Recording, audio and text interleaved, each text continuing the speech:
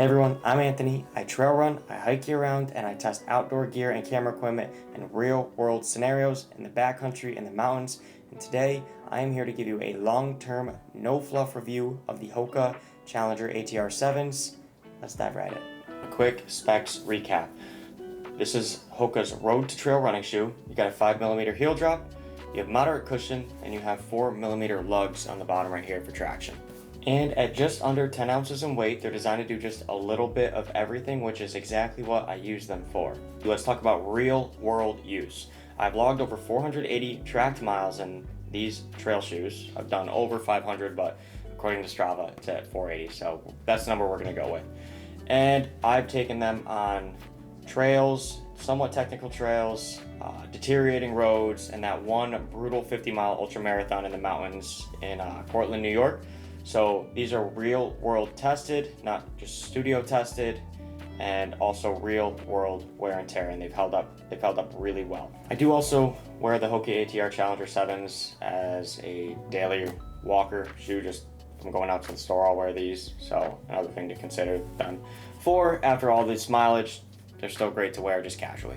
Comfort and fit. Let's talk about how comfortable they feel. So they were ready out of the box. No break-in necessary. I do recommend breaking in your running shoes all the time, but I just took them out and went for a run in them, and they worked. They did their job, and I did not have any issues.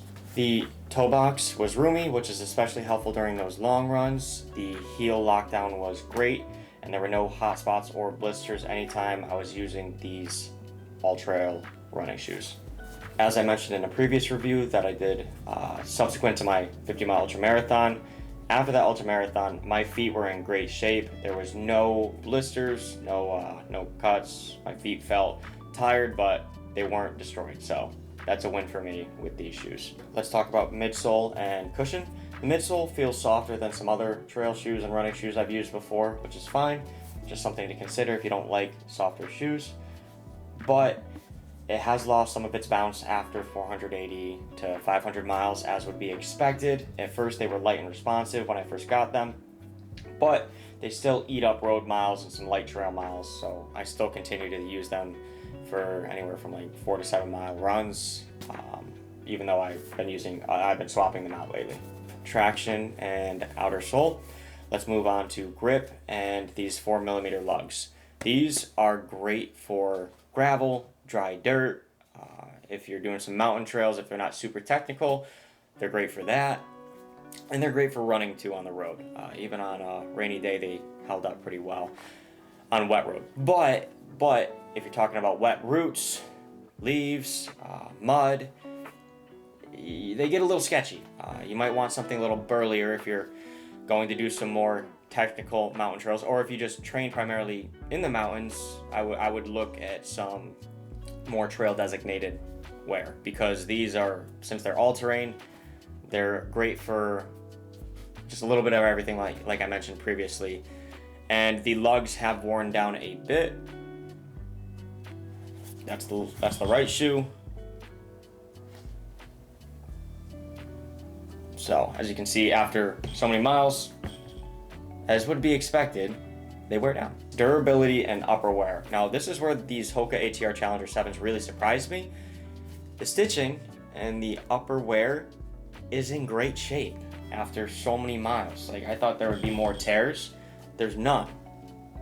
However, there are tears on the interior heel. I don't know if you'll be able to see it that well. There's that on the left shoe. There's that on the right shoe. But overall, the stitching has held really tight, so I'm actually really happy with that. I would expect a little more tears to be happening with the not river crossings, but stream crossings, a lot of the dry dirt.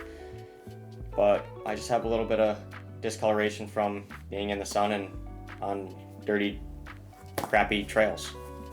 Before I forget about the upper wear, the heel tearings that I have just mentioned on both shoes, they have not caused any discomfort or any blisters on my ankles. None of that. It's just merely cosmetic and a little bit ugly, but don't let that deter you, because they haven't interrupted any of my training. Probably the part you guys are most interested in is what doesn't work with the Hoka ATR Challenger 7s. And let's start with the grip. Well, the 4mm lugs are great for traction on dry dirt, gravel, some light mountain terrain. They don't have as much grip as you might want when you're encountering wet trails, mud, wet leaves, and wet rocks. So if you do a lot of tactical mountain training, I would consider something a little more burlier, something trail specific, not something that is all terrain. All right, another thing that didn't work well is they absorb water like a sponge. Well, so if you're out on a ultramarathon or just even a 5K, but the trail gets wet or it rains, these guys will get waterlogged. Hoka does have a Gore-Tex version of the Challengers, so that's something to consider if you want better moisture management, but these guys don't have that, so they your feet can get a little spongy. All right, another item where these fell a little bit short was they're not the best for tempo runs with a moderate cushion. I find myself having a little difficulty getting that reactivity I would like to propel myself forward.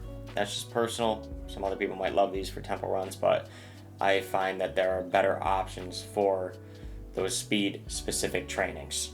So if you're looking for shoes with longevity after 500 miles, you will start to feel the foam deteriorate, as I have, and I have even found when I step on a sharp stone, I can feel it in the sole of my foot pretty vividly at times, so that's something to consider. But for light trail runs or road running, even at this mileage, they're still eating up miles, which is great. It wouldn't be a proper review if we didn't go for a run in these, so let's go do that.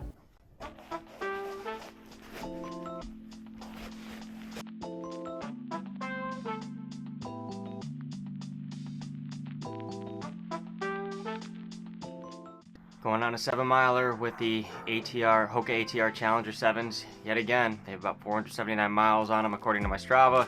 I know that they actually have over 500 because I missed about 23 miles of tracking during my 50-mile ultra back in September of 2024 because my Apple Watch died. So a Garmin is on the to-do list, but so are bills. So we be saving.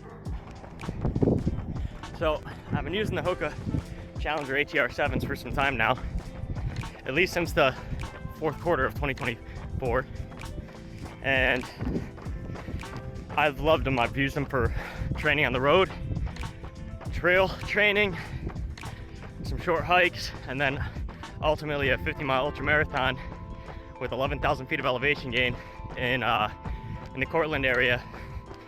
It was the Virgil Crest Ultras. So, and I didn't get a blister, and I did a more formal review right after that race that you guys can check out here.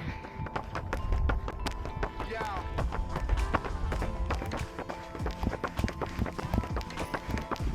They still have some decent grip on the roads, even when the roads are a little wet. It just rained last night, so that's solid. But you know, over time they have gotten their wears and tears, and they definitely have deteriorated. So right now what I'm doing is training for another ultra marathon at the end of this July 2025, and I won't be using these, but I've been training in them. I'm up to over 30 miles a week for the past couple weeks, and they've felt great. Got a couple of additional calluses that I didn't get when I first got them, so you can kind of tell when your shoes are starting to go downhill, but this is part of it. Debating on going with another set of Hoka ATR Challengers or trying something new for this ultra. We'll see. Alex, who's training next to me right now, my brother, is also doing that same ultra with me. All right, so we're at 3.58 miles, so that's about just over halfway through our run. And we're at like an average of 9:15 pace, but what I wanted to do was get a few miles into this run so I could remember where my problems were with these shoes at this point in their life cycle. So, one of them, obviously, just overall wear and tear on the soles. I notice when I'm running now, I'm not getting as much bounce back or cushioning. So, my quads definitely feel a little bit more engaged, i.e. hurt. The other thing is my feet when I run pronate from the outside of my foot in, so it's like, you know, pinky toe inwards. So my left pinky toe, about maybe 50 miles ago in these shoes, started to get a little bit of a blister, but then that calloused over. Every now and then when it opens up I can feel it, but I mean, it's manageable. So those are some of the problems I'm having. I typically hit the midsole and the front toe box on my shoe when I'm running, depending if I'm picking up the speed or going at a more casual pace, like this 9:15 pace right now. Sometimes we run slower, sometimes faster. Mostly been training for these ultras, and I've only done the 150 miler, but I've found that just getting miles on the legs is crucial. So yeah, that's how they're going. Those are the two little issues I'm having at this point, but considering how many miles are on them now, I really can't complain.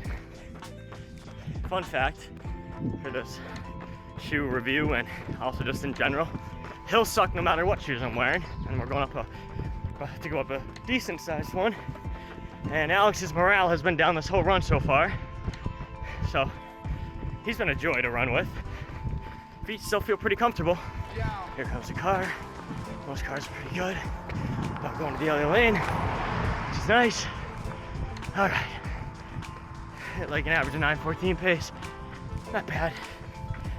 Whew, I don't really run and film at the same time, so I see where that eats away my breath. All right, just finished our run. 7.06 miles at an average pace of 9 minutes and 8 seconds. And it was a good one. Again, quads definitely felt it. There's not as much feedback from the shoes now that they have so many miles on them. And by feedback, I mean cushion and reactivity to my stride. But yeah, got it in. Feet still feel pretty good. And like I mentioned earlier, I can feel a little bit on the outside of my left pinky toe, you know, where it's callous, but every now and then it gets a little bit of a new blister. And the other thing that happens is I notice I can feel stones more when I land on them, so that's always fun. But what I'm gonna do is, now that these have so much mileage on them, I'm not gonna toss them, but I have a brand new pair of road shoes. They're Brooks. I've used them before. I'll have to do a review on those later on, but I'll swap those out and only use these for short trail runs or short hikes. So final thoughts after that run. So would I buy these again? Yes, of course. I might even buy them again for my next training shoes, but for the right reasons. Are they technical mountain beasts that are going to get you up and down really tough and difficult terrain? They can, but they're not the best option. Are they great for everyday road running and trail running, or whether you're training for a 50K or a 50 miler? Yeah, I mean, I did it, so if I can do it, then anyone must be able to, because I'm not an elite runner by any means, and I found that these worked. But just don't expect them to dominate in every condition. So just kind of target your shoe based on what you plan on doing, and that'll be usually your best bet. All right, if you made it this far, thank you guys for watching. I appreciate the support. If you have worn these before, or you're thinking about getting yourself a pair, drop a comment in the comment section about your thoughts and questions, and I'll get back to you on those. I try to answer every comment best I can. And I will be back with more gear reviews and mountain content, so be sure to hit that like button. I really appreciate it. It helps out the channel. And don't forget to subscribe. I look forward to sharing more with you guys. All right, peace.